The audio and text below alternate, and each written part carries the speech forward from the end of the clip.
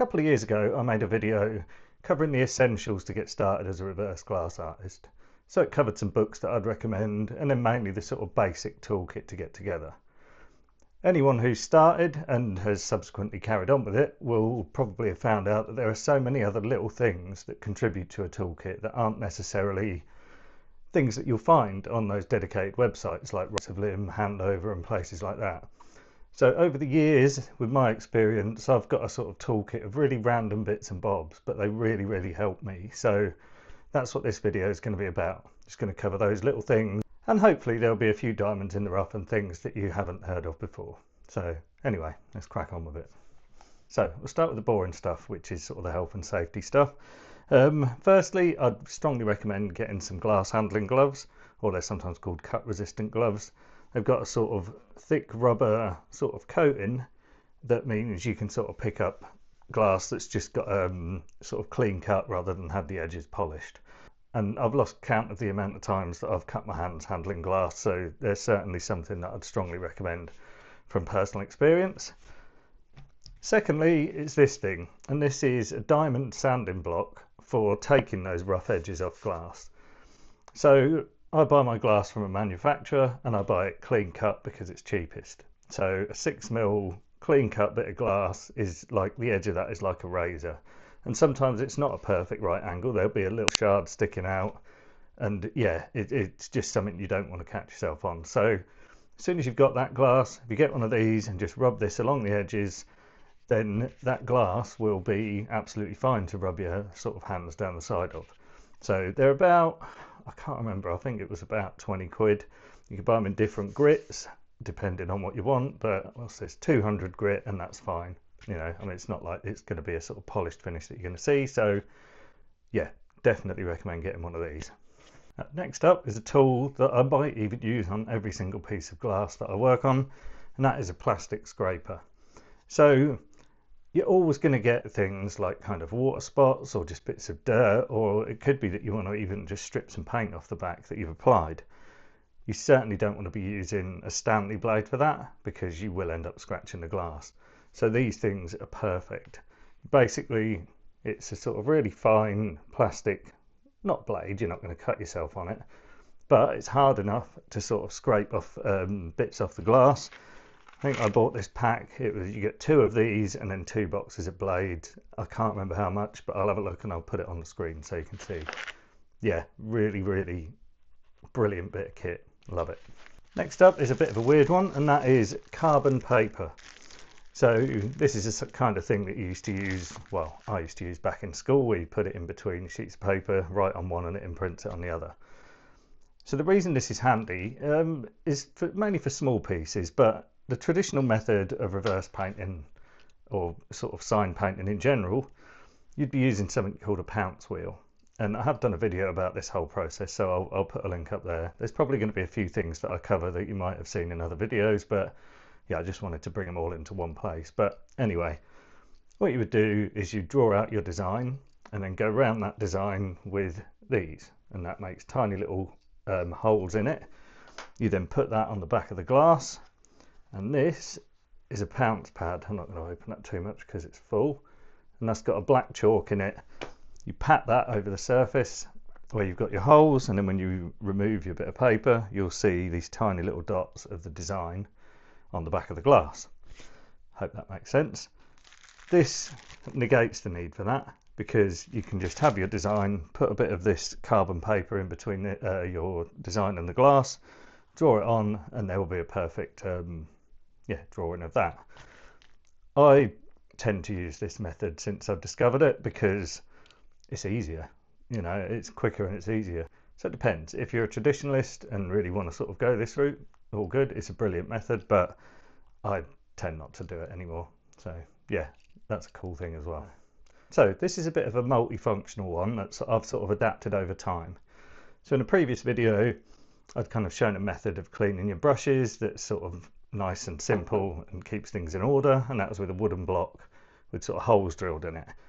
But this is even better. So I've got a big jar, I've drilled a few holes in the top, and then all I do is have my white spirit in here to whatever level. When the brush is dirty, stick it in the hole, pop a clothes peg on it, and then just slowly lower it into the liquid. So now, my method of cleaning brushes, I never would push a brush into the bottom of the glass. You'll just ruin the bristles. So the white spirit will do a lot of the work. So I would paint, remove a lot of the paint from the end of the brush with a bit of kitchen paper, and then slowly lower it into white spirit here and then leave it. And about an hour later, nearly all of that paint will have just run out into the white spirit. It won't even make the water cloudy. It'll still be completely clear with just your paint sitting at the bottom. And that is a really nice way of cleaning your brushes, and it's sort of less sort of, well, stressful is the wrong word, but it doesn't damage the bristles.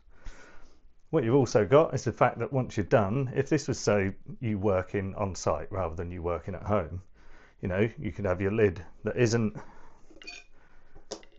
got holes drilled in it. Turn it with your white spirit. When you're sort of starting the job, you can put this lid on, clean all your brushes, and then when that's done, you know, take that away, and it's just nice and tidy. So that's for the cleaning of brushes. And I'll keep this out because I'm going to introduce another product that I haven't used before. I haven't used on the channel. I use a lot myself, and that is linseed oil. So in its function for brush preservation, I'll use this because it's a good example. So once your brush is cleaned, white spirit is strong. It's going to take anything that is natural and good out of the sort of hairs in your brush and dry them out over time. So what you can do, once you've cleaned your brush with white spirit, have a separate one of these with linseed oil in it, and then you basically submerge your brushes, and you can just leave them in there until you need them again. And then when you do come to need it, if that could be the next day or a month's time, all you've got to do, take your brush out, wipe it with kitchen paper, and it's good to use. And that's a really good method of preserving your brushes, making them last longer. Additionally, linseed oil is a really good thing for brush blending. So this is something I promised well early in my channel that I was going to cover, and I haven't yet, so I will do a brush blending tutorial. But in a nutshell, what I tend to do is I don't use paint neat because it's too thick and it can get sticky really quickly. So I would use a mixture of enamel paint or enamel, a little bit of paint thinner, and a little bit of linseed oil, and that goes on really, really smooth. It doesn't tack up as quick. It makes it a lot nicer to sort of blend in the two colours or however many colours you're going to use. So it's a really, really good addition to a toolkit for the actual purposes of painting, as well as brush preservation. Right, next up is a spirit level.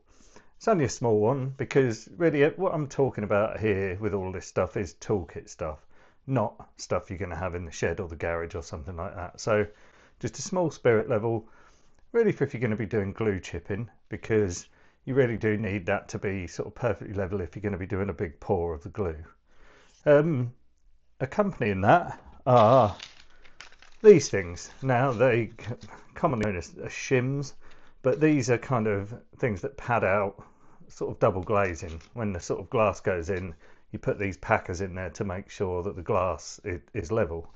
They come in, well, you get a bag of them, and I think you get hundreds in a bag, all different widths, some really thin, some up to probably about 4 or 5 mil. They're really handy because if you're on a surface, you need to pour, you've got your level, and you know that that surface isn't perfectly level. Just being able to sort of pad these out under the glass to make sure that you're going to have a completely even pour of the glue. Yeah, really good. And you know, you only need a few in the toolkit, but they do come in very handy. Cellulose thinner or lacquer thinner. This is not anything like white spirit, or certainly not with the paints that we use. You know, this doesn't react well with enamel, and that's a good thing in some cases, because this will strip enamel that's been on there, well, that's dry. It could have been on there for years. So, you know, if you ever do make a mistake and it's something that you want to correct at a later date, you can do that with some lacquer thinner. you only need to sort of put it on a Q-tip and sort of rub it, or similarly if you wanted to take the whole lot of the paint off, you can just soak a sort of reverse glass piece in a bath of it. Won't touch the gold, all that will be fine, but it will just sort of shrivel all that paint up, and then you can just gently wash that away. An all right sized bit of sort of waterproof or paint proof sort of material. So this you can buy at craft stores. It's probably, well, I don't know how much it is a metre, but you can buy it by the metre. It's just a kind of wipe clean surface, but you can see I don't wipe it clean. But especially if you're going to be working somewhere that's not your workshop, you know, having something that's going to protect the surfaces of someone else is really important, because it's very easy to kind of make a mistake, spill something, or something drops off your brush. And you know, as you know, if you've watched the channel before, I've always used to work in my kitchen or my living room, and I've got paint everywhere. You know, my missus is, I've got in trouble for it really. So I've now been relegated to a room of my own, and I've finally learned my lesson, and now I use this stuff because I don't want to ruin my table. Again, this is another thing I've mentioned in previous videos, and it is a cake cover. So it's just a sort of mesh net, I hope, right, that pops up like that. And really, there's a lot of time we're going to be doing stuff and we have to wait for our materials to dry. And that's fine if it's paint, but if it's something that's clear, you don't want anything getting in it. You know, if you've got dogs, dog hair gets everywhere. But dust in general, you know, wherever you are, it could be just floating around. And if you have got something that's going to take a few hours to dry, and then you look at it, put it up to the light, and there's all sort of tiny little dust flakes or hairs in it, you're going to be gutted. So I use this all the time.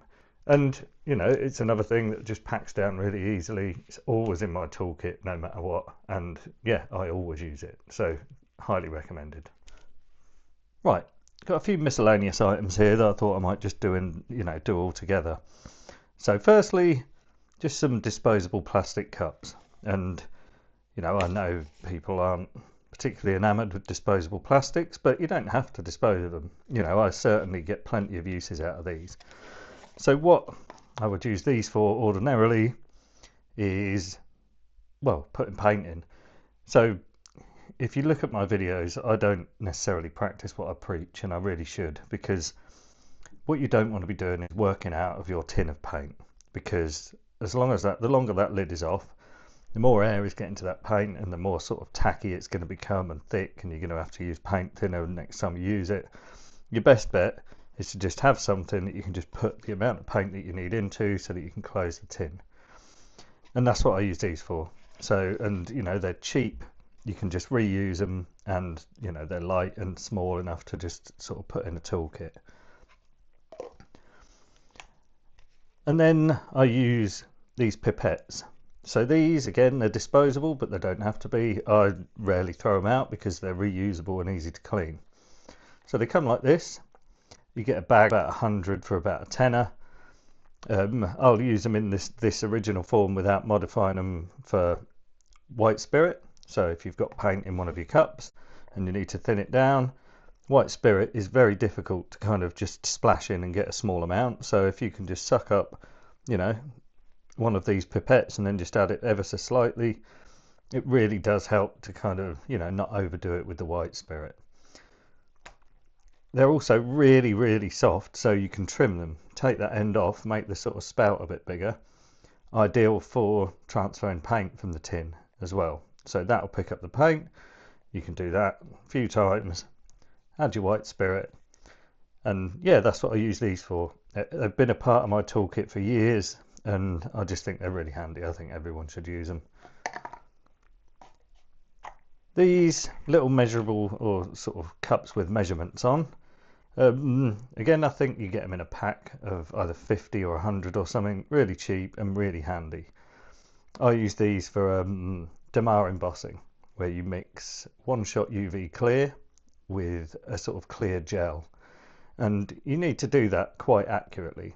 So these are really handy for that. In terms of mixing that together, I would use what we call a lolly stick in the UK, but in the US that'll be a popsicle stick. Again, buy them in bulk. never throw them away because they're easy to just wipe clean. Yeah, and that's just handy for mixing the paint in here. Handy for mixing the paint in here as well. Sort of, I'd say it's an essential part of, yeah, reverse glass toolkit. And lastly, and I've used these since day one, and I use them all the time, and that is Q-tips, or what we call them, cotton buds in the UK. So what would you, suppose the main use for these for me is corrections. So if you're painting something and you, let's say, go out the lines, for want of a better term, that's a little bit of a kiddie term, which I do a lot because I haven't got a very steady hand. You know, all you've got to do is dip this in a little bit of white spirit and then just smear that around, and you can take that paint off, and you can take it off neatly as well, which is really good. You know, you can be quite accurate with it. The second use, which seems a bit lazy, but I use it all the time, is doing touch-ups on the paint job. So if you think you've finished a piece and then you hold it up to the light and you can see there's a few pinpricks of light coming through, you know, do you really want to get the paintbrush out, paint those dots, and then just have to clean the brush again, when you could just stick the paint in that and then just dot that over those little areas? So a bit of a lazy one, but I do use that all the time. Next up, something that's very easy to forget to put in a toolkit, but then very hard to work with if you haven't got it, and that is just a decent light. So this one is, I don't know, it's about 30 or 40 quid, I can't remember, but it's LED, charged by USB, it's got a couple of hours battery life, you can change the power, you can change the colour of it, it's got magnets on the back, in case that's ever going to come in handy if you're working next to a fridge or something. But you don't really realise sometimes when you're working like I do in my house that kind of your standard lights in a room are just not bright. They're not bright enough for working on, you know, a piece. Well, they're not really bright enough for doing that sort of work under. Your eyes adjust, but it's not good for your eyes. And yeah, it's so much better when you've got a light that can just cast a really nice, even, well, light over the surface of your work. So strongly recommend getting yourself one of those. Now I'm going to finish on something that has got 101 uses. I only got it this year, but I don't know how I ever worked without it, and that is a bone tomahawk. So I picked this up on a Navajo reservation in New Mexico earlier this year, and honestly I've never looked back. You know, multitude of uses, things like. That's going to be it for today. So I hope you found that useful. I know I trod some old ground with a couple of things that I put in other videos, but I just wanted to sort of put all those little bits together to hopefully help you expand your toolkit. And even if there's one little gem of information in there that helps, then video's done its job. So I hope you enjoyed it. If you did, please subscribe to the channel and click the little thumbs up icon, and please share the video with anyone else who you think might enjoy it. So till next time, cheers.